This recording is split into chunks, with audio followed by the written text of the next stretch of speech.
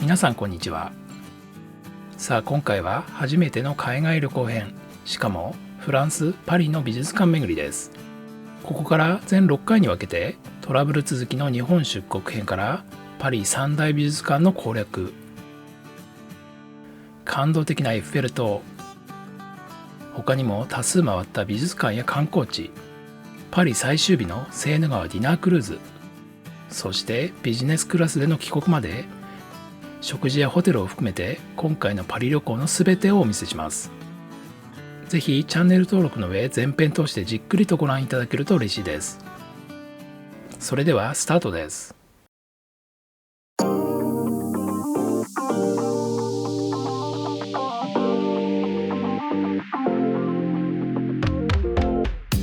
今6時22分ですね。飛行機の、離陸時間が9時35分で、3時間ちょっと前にね羽田に到着しました。今回僕らが乗る飛行機はこれですね。パリ9時35分発の NH215 便になってます。いや久々のね国際線ということでとても興奮してます。無事にね帰ってこれるといいんですけどね。こちらが ANA のカウンターですね。すみません。自動チェックイン機をお試しください。こちらでやると紙の搭乗券が出てきますし。ということで自動チェックイン機でチェックインをして手荷物タグと紙のチケットを受け取りました。こちらがね今回のチケットになります。今回ね、特典航空券で往路がプレミアムエコノミーで復路ビジネスクラス取りましたので、往路の座席番号は16の K ということになってますね。ちなみに今回のチケットは78,500マイルと6万円ほどの燃油サーチャージで発券しました。仮に同じ日程で優勝航空券で羽田・パリビジネスクラス往復を発券するとなんと91万円もかかります。マイルでの特典はとてもお得ですよね。ところで日程が確定してホテルも予約をして美術館巡りの予定をいろいろと練っていると、出発の約1ヶ月半前に SMS での連絡が突然やってきました。一つ目は出発日の出発時刻が2時間早まるという連絡です。戦争の影響で飛行時間が延長されているのは知ってましたので、これはしょうがないかなと思ってましたが、その後さらに連絡が来て、なんと帰国便が欠航になり、翌日の便に振り替えになるという連絡でした。正直びっくりしましたが、1日であればなんとか仕事のスケジュールも調整できそうでしたので、結局振り替え便でそのまま確定することにしました。ということで元の便より飛行時間が長くなった上に日程変更なので、ホテルの追加や観光の日程変更など少々手間がかかりました。ちなみにこの14時間35分の搭乗時間はこの時点では ANA の最長フライト便です。それにしても旅行するには多少余裕を持っておかないといけないということを改めて感じました。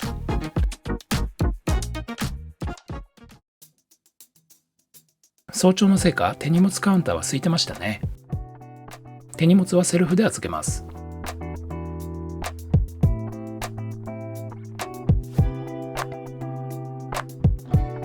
預けを終えてちょうど3時間前でした。時間がたっぷりあったので展望デッキへ行ってみました。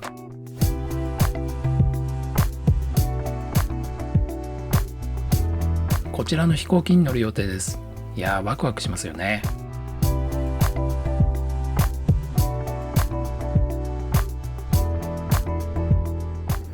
出国審査もねかなりスムーズに終了しましたので、これからラウンジへ行ってみたいと思います。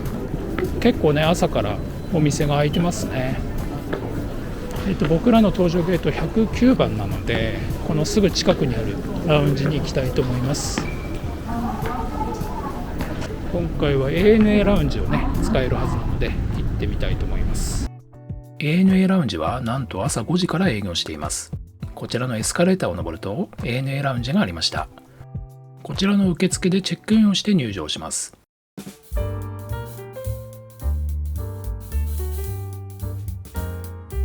羽田空港の ANA ラウンジは初めてですのでとても楽しみです。こちらが羽田空港第3ターミナルの ANA ラウンジです。とても広くなっていて、そしていろんな座席が用意されています。朝7時というのにこんなにたくさん人がいるのも驚きです。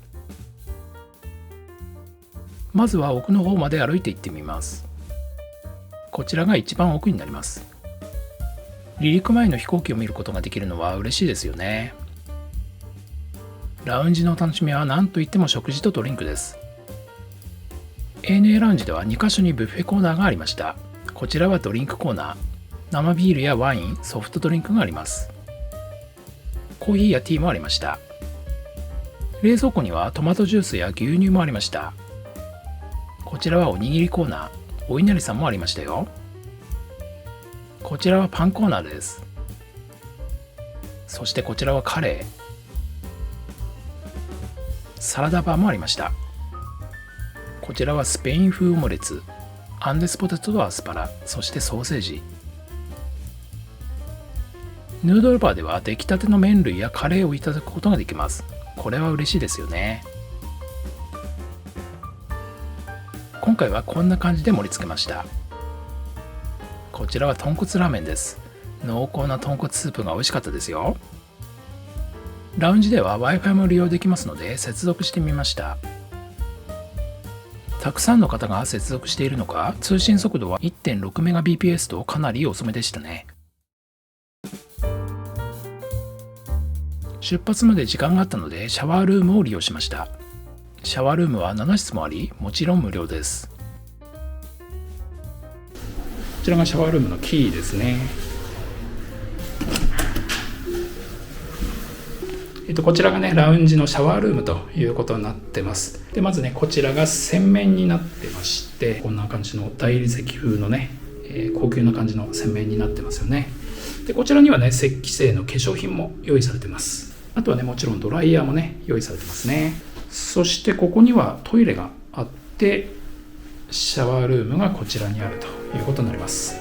シャワールームこんな感じですね。上からレインシャワーみたいなね、そういったものも出てくるみたいですね。シャンプー類はね、ポーラのシャンプーということになってます。シャワールームを予約するとこんな感じで、歯ブラシとかね、櫛とかコットンセットなんかと、それからスリッパですね、バスタオルとかタオルですね、そちらを貸してくれます。飛行機に乗る前にね、シャワー浴びれるのは嬉しいですよね。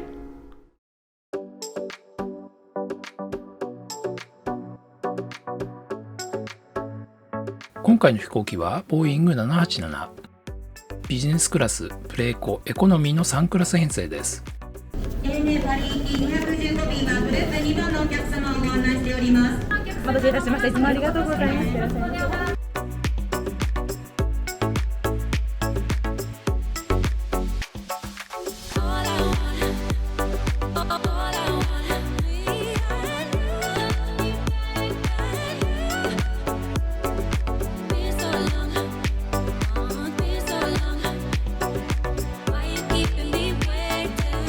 まずはビジネスクラスの座席がありました。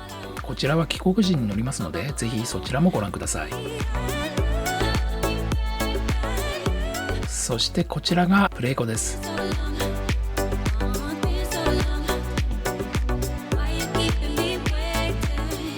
232の配列となります。プレーコの座席に着きました。見た感じこんな感じですね。プレーコのね、前から2番目の座席で、全部でプレーコは3列あるんですよね。でこんな感じで、少し前に仕切りがあって、先はもうビジネスクラスということになってます。座席のね、厚さがちょっと少し厚い感じになってまして、目の前にはね、モニターがついてて、こちらにはスリッパと、あとこれはヘッドホンですね。こちらね、ソニーのノイズキャンセリングヘッドホンと書かれてますけども、もう結構ね、耳につけると、かなり静かになりますので、寝るときなんかはね、これをつけて寝るといいのかなというふうに思いますね。下の方はこんな感じになってますね。フットレストといいますか、足置きが用意されてます。それから前の席との間隔はこんな感じで、エコノミーよりはね、広いと思うんですけども、それほど広いわけではなくて、足を伸ばすとこんな感じにはできますかね。そして真ん中にはこんな感じでね、グラス置きといいますか、そういうのが用意されてまして、こちらにはテーブルがありますね。テーブルちょっと開けてみますけども、この紐で引っ張るのかな。感じで、こんな感じで広げることができるということになってますね。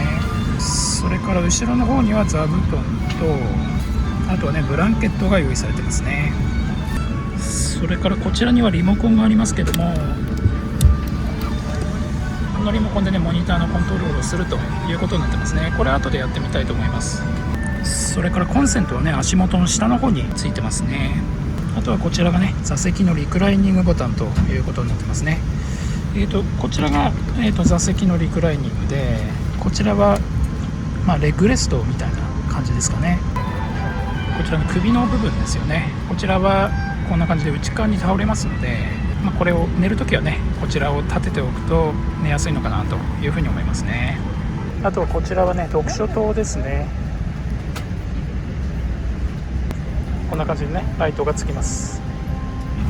それからね機内アメニティということで、こちらの耳栓ですね。あとはアイマスクですね。それからこちらは通常のマスクですね。あとね歯ブラシもいただきました。ブレークはねちょっと残念ですけども、羽の真上みたいな感じになってますので、前の方の窓はこんな感じで、後ろの窓はねこんな感じになってますね。ちょっと景色は見えにくいかもしれませんね。あとねこちらに USB 端子がありますね。これは充電用ですかね。でこちらにスカイチャンネルっていうのがあって、こちら映画ですけども、こんな感じでありますね。ちょっと僕はあんまり映画チェックしてないんでわかんないですが、この辺が新作の映画なんでしょうかね。日本の映画もありますし、ほとんど海外の映画かなという感じには見えますけどね。この辺り日本の映画でしょうかね。それからビデオっていうのはね、ビデオっていうのはこれこんな感じのビデオですね。ニュースは NHK と BBC ニュース、それからオーディオですね。そしてスカイライブ TV っていうのは、これは CNN とか NHK の最新のニュースを流しているということになると思います。スカイショップですね。こちらも機内ショッピングができるということで、こちらからね押しておくと後でおそらく CA さんが持ってきてくれるのかなというふうに思いますけども、女性用の化粧品とか、あとはネクタイですね、それからストール、あとはバッグなんかも売られてますね。こちらのスカイマップにね、フライト情報を見ることができます。で本来はね11時40分の出発の予定だったんですけども、戦争の関係でねロシアを迂回していくということで、昔はね12時間ぐらいで着いたんですけども、今回の飛行時間は14時間半ということで、ANA の中でもかなりの長めのフライトということになっているみたいです。現地との時差は7時間ですね。目的地までの飛行時間はね14時間と23分ということですね。ざっと見た感じですけども、プレーコもビジネスもね8割ぐらい埋まってますかね。かなり混んでるかなという感じに見えます。この飛行機はスターアライアンスメーカー ANA パリ行き215便でございます。この飛行機はボーイング787ドリームライナーで運航いたします。機内の照明をこのドリームライナーに装備されておりますレインボーカラーで演出しています。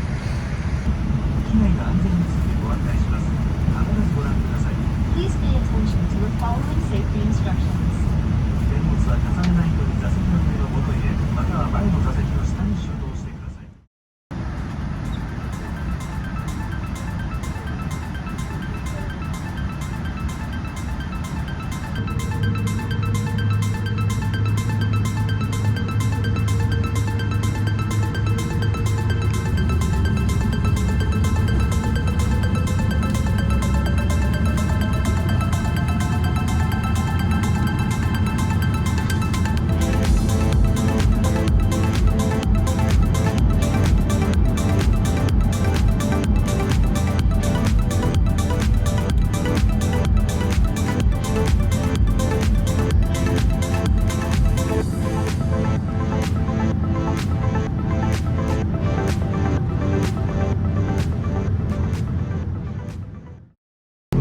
の飛行時間は約13時間40分を予定いたしております。ただいまのところ皆様のパリ到着時刻、定刻よりも少々早くなりまして、現地時間午後5時ちょうど頃を予定いたしております。到着地パリの天候は本日は雨、最高気温は17度、最低気温は12度との報告でございます。最初のドリンクサービスはビールをいただきました。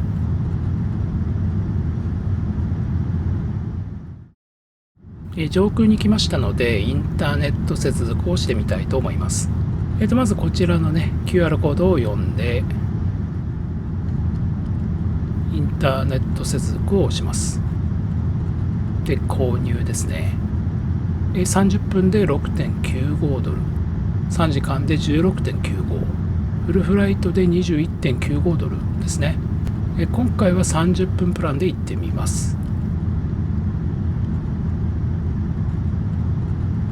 インターネットに接続しました。ただスピードは計測不能でしたね。出発から2時間ぐらい経ってメインの昼食が始まりました。今回はこちらのワインを選択しました。洋食はね、ビーフハンバーグイタリアントマトソースがメインです。こちらがビーフハンバーグですね。で、洋食にはパンもついてきました。で、和食は鶏とろとろ卵丼がメインでした。こちらが鶏とろとろ卵丼、マカロニサラダとカニカマ、中巻きと枝豆、それからミックスサラダ、チーズとクラッカーもありましたね。野菜スープもいただきました。お水は黒部のお水と。結構この卵の下にね、肉がたくさん入ってて、なかなかボリュームありましたよ。こちらは冷たくてさっぱりしてますね。こちらのサラダはね、すごいシャキシャキで、ドレッシングはちょっと酸っぱめでしたね。野菜スープはね、結構野菜の味がしっかりとしましたね。クラッカーにはチーズを乗せてみました。こちらはね、ハーゲンダッツのバニラアイス。意外にね、柔らかかったですね。で、締めはコーヒーです。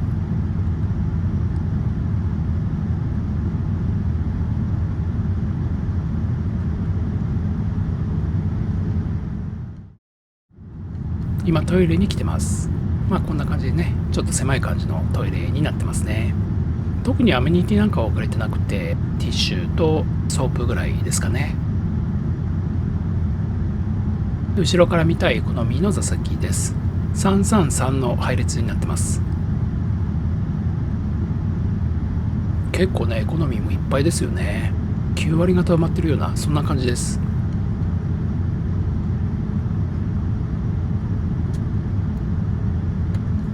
そしてこちらがプレーコとなります。窓のブラインドを操作してみますね。下の方のボタンを押してみると、少しずつね、こんな感じで暗くなってきます。結構暗くなりますよね。そして上を押してみると、ゆっくりと明るくなってきます。食事の後はね、明かりが落とされて、こんな感じでちょっと暗くなってきました。今ね、ロシアの東側をやっぱり迂回してね、飛んでますね。結構回り込んでますよね。プレーコーなんでね、レッグレストなんかもありますので、だいぶ寝やすいのかなとは思いますけども、それでもね、昼寝の時間ですので、そんなに長い時間は寝れないのかなというふうに思います。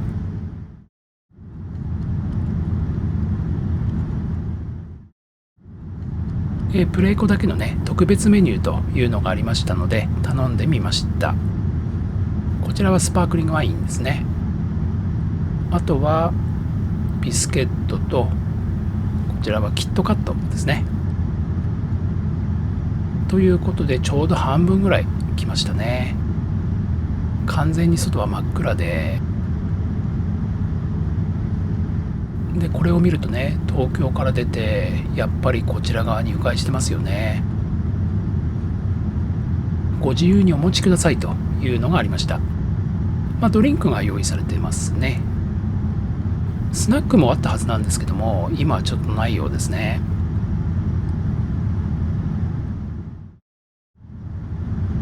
飛行時間残り6時間と21分です。こちらの惣菜パンが来ました。ドリンクは炭酸水をいただきました。残りあと4時間57分ですね。だいぶね、外が明るくなってきました。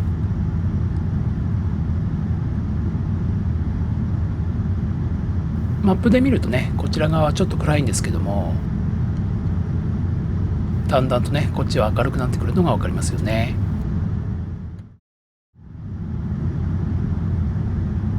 残り2時間48分のところで夕食が出されますね。外はすっかり明るくなりました。こちらが洋食ですね。パンケーキとエッグタルト。パンケーキうまそうですよね。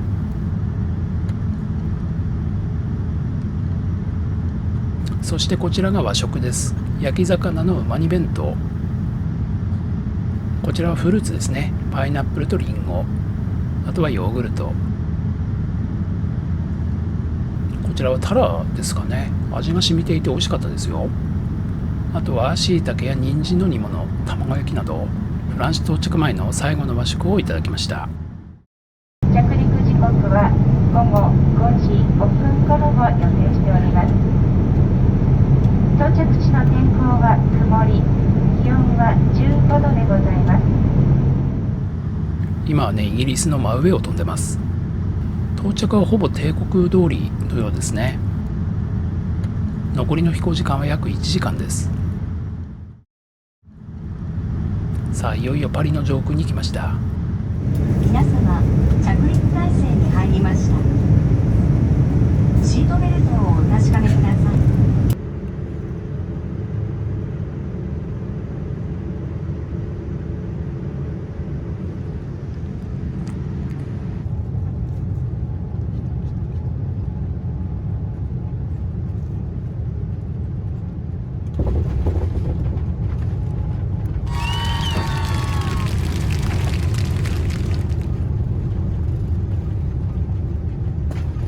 皆様、パリシャルル・ド・ゴール空港に着陸いたしました。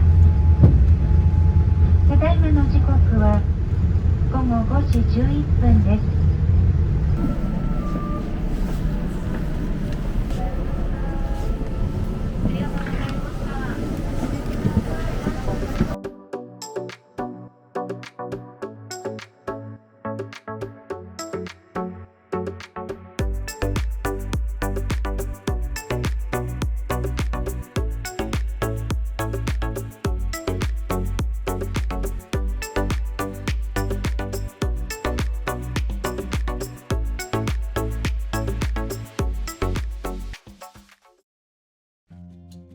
さて、到着して荷物を受け取る前にまずは AHAMO の設定をしてみました。データローミングを有効にすれば簡単につながるということでしたが、なかなかつながりません。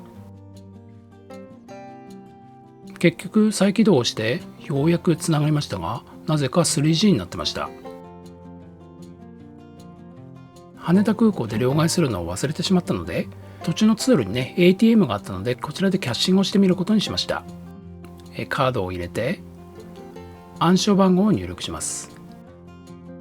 200ユーロ両替してみます。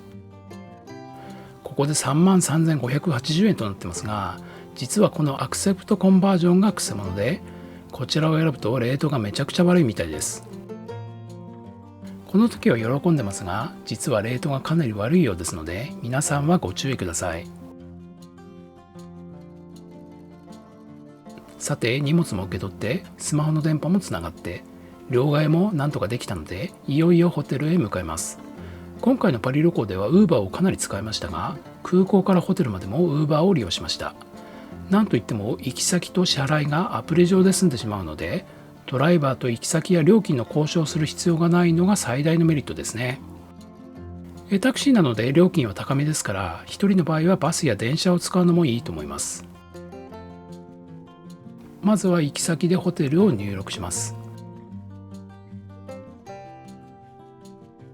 料金は約49ユーロでした。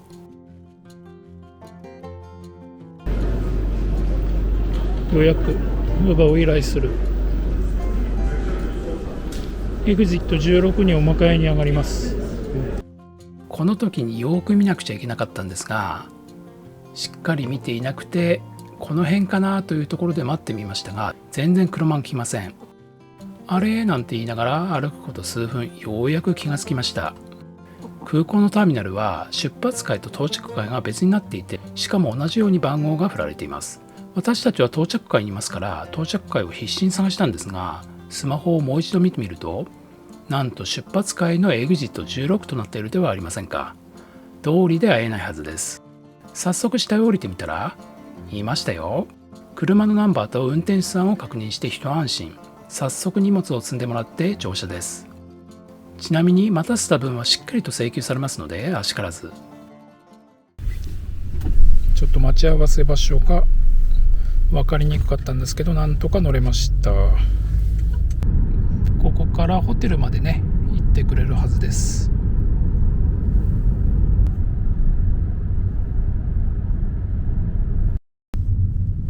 さあ、パリの街並みが見えてきました。テンション上がりますよね。途中モンマルトルにあるムーラン・ルージュの前も通りました。そして約40分でホテルに到着です。ここまで来れば一安心ですね。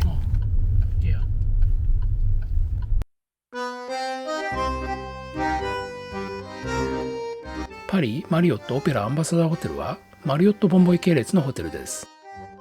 客室は全297室、8階建て、比較的大型のホテルとなります。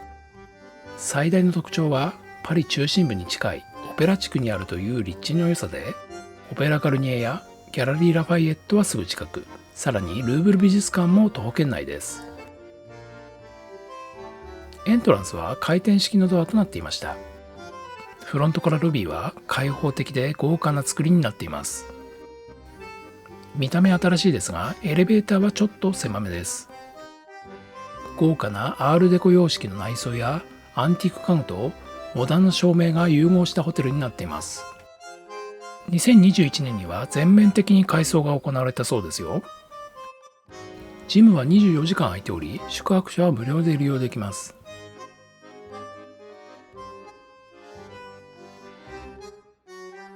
フロントでチェックインです。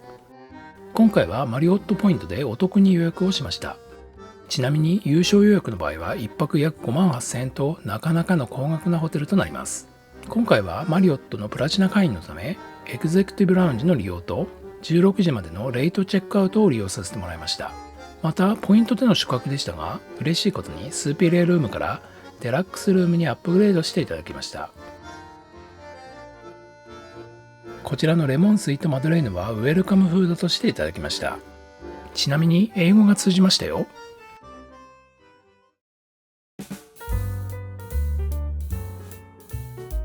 はい、今回のお部屋はパリマリオットアンバサダーホテル109号室ということですね。2階のお部屋ということになります。鍵はね、こんな感じのカードキーですね。そしてこちらがね、入ったところですけども、入ってすぐこちらにね、扉がありますが、こちらはね、トイレになってますね。で、やっぱりね、フランスですので、ウォシュレットはないですよね。シンプルなトイレという感じになってます。そしてこちらがね、洗面ということになりますね。洗面はね、こんな感じになってまして、やはりね、綺麗な感じの石を使った洗面になってて、シンクがあってね、マリオット系でね、採用されてるブランドだと思いますけども、ディスワークスというブランドのソープなんかがありますね。ソープとローションですね。歯ブラシに関しては自分で持ってくるか、飛行機なんかでね、もらったものを使うとか、そういう感じじゃないといけないですよね。タオルもこちらに用意されてますね。そしてね、こちらがシャワールームになってますね。シャワールームもね、こんな感じのシンプルな感じのね、シャワールームになってますね。バスタブはないですね。シャンプーもね、ボトル式になってまして、こちらもディスワークスっていうブランドのシャンプーになってますね。こちらはね、ホットハンガーになってますね。タオルもね、非常に乾きやすいのかなというふうに思いますね。あとはね、こちらにガウンがありますね。ガウンはしっかりとね、マリオットのロゴが入ってます。そしてこちらがね、お部屋ということになってますけども、お部屋はこんな感じになってます。一応今回のお部屋はツインベッドのお部屋ということになってますので、ベッドが2つ。ただね、大きさはシングルベッドぐらいの大きさって感じですかね。高さがありますよね。ヨーロッパとかアメリカのベッドってこんな感じの高さのあるベッド多いですよね。こちらにはかなり大型のテレビが用意されてます。そしてこちらのアウトレットはね、フランスの C タイプって言われるようなアウトレットと、あと USB がありますね。これちょっと嬉しいですよね。そしてこちらが窓側ということになりますけども、ウェルカムフードといいますかね、小さいクッキーとかね、そういうものと、あとお手紙がねありました。そして窓からの景色はこんな感じのシティビューということで、目の前にねフランスらしい街並みが見えるということになってます。下の階ではありますけどもね、なかなかいい景色かなというふうに思いますね。こちらからお部屋を見るとこんな感じになっています。そしてこちら側にはソファーがあって、クッションが2つ置かれてますね。あとはね、こちらのミネラルウォーターはねサービスということで置かれてます。こちらのねライトのところにも USB のね端子がありますね。これ寝ながら充電できるというのはなかなかいいですよね。それからこちらはねミニバーのような感じになってますけども、コーヒーカップとかそういうのが置かれてます。引き出しを開けるとねこんな感じで、インスタントのねコーヒーとかお茶のティーバッグなんかが出てきました。下には冷蔵庫ありますけども、冷蔵庫の中身はね何も入ってないということになりますね。ドリンクに関してはラウンジでね飲めばいいかなというふうに思います。こちらにドライヤーがありますね。こちらはセーフティーボックスですね。こちらがクローゼットということになってます。アイロンとアイロン台がね置かれてますけども、それからねお部屋で Wi-Fi が使えます。Wi-Fi のね通信速度 30Mbps ですんで、まあかなというふうに思いますね。こちらの現地 SIM 入れてみたいと思います。10日間有効で 5GB まで使える SIM ということになります。でこちらがね SIM カードになりますね。ホテルの周囲に有名なギャラリー・ラファイエットとスタバがあるということで、周囲を散策してみました。左はラルフ・ローレンの大型店舗、右に見えるのがギャラリー・ラファイエットです。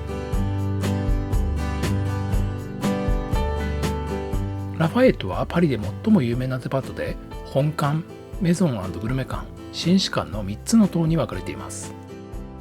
こちらは主にレディースのファッションを扱う本館です。こちらの店舗には名物があります。その一つはこちらの天井です。ネオ・ビザンチン建築と言われる丸い天井の周囲は店舗の廊下が丸く囲んでいて、とても見応えのある天井になっています。さて今度は屋上へ行ってみます。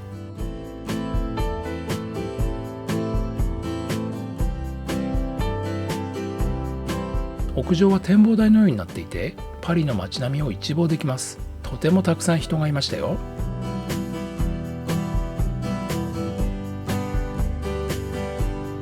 左に見えるのがオペラガルニエ。そしてこちらの真ん中にはエッフェル塔が見えています。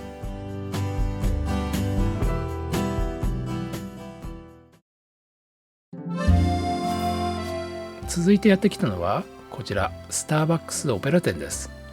外から見ると一見普通のスタバに見えますが、中に入ってもねこんな感じで一見普通のスタバですが、奥がすごいんですよね。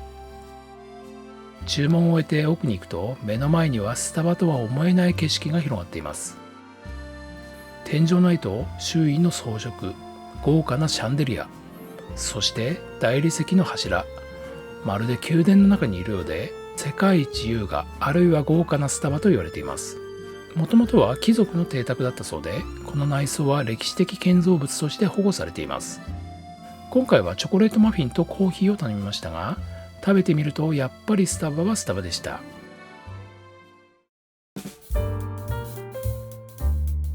ホテルに戻って夜のイブニングスナックタイムへ行ってみます。エレベーターは壁のクロスがおしゃれですよね。ラウンジは最上階の8階にあります。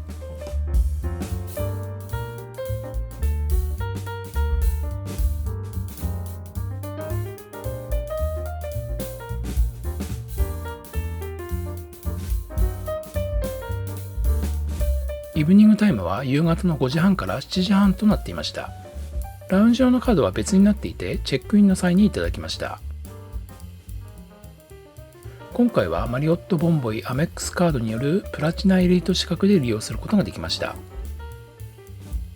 ラウンジはとても細長い構造になっていて、ずっと奥まで続いてますよね。中央にはカウンターがあり、食材が置いてありました。まだまだ続きます。こちらが一番奥です。様々な種類のテーブルとチェアが置かれています。こんな感じの個室っぽいスペースもありましたね。下の冷蔵庫にあるドリンクはいつでもいただけます。ワインやドラフトビールは夜だけ置いてありました。ドラフトビールは嬉しいですよね。こちらにはバーガーや野菜などが用意されています。これは何ていう食材ですかね。こちらはナスの炒め物、ミートソーススパゲッティ、調味料も豊富に用意されてましたよ。スイーツもたくさんありました。さすがパリですよね。こちらはスナック類。イブニングは食材豊富でしたので、2日目の夕食はこちらで済ませました。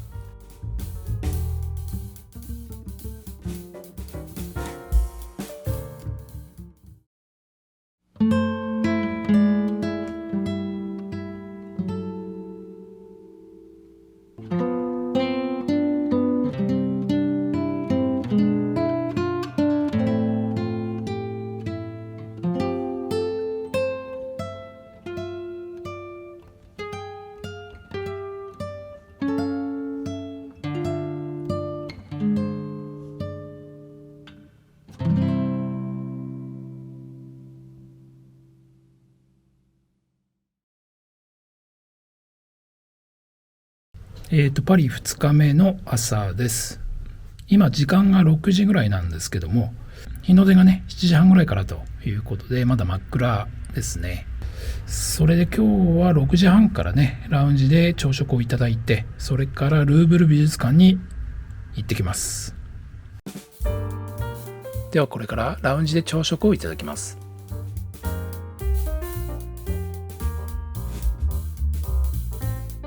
早朝のラウンジはやっぱり空いてましたね。こちらはハムや漬物、サーモンもありました。こちらはサラダバー、野菜があるのは嬉しいですよね。こちらはスナック類でしょうかね。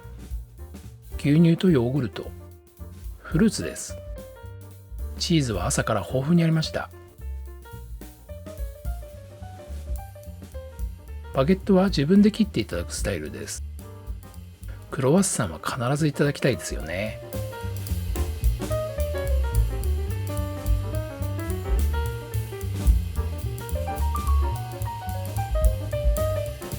果肉入りオレンジジュース、これはめちゃうまでしたよ。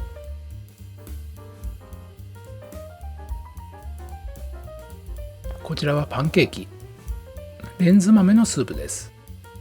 マッシュルームのソテー、皮付きのフライドポテト、ウインナー、スクランブルエッグ、ベーコンはカリカリです。こちらはクロワッサンサンド。朝食はこんな感じでいただきました。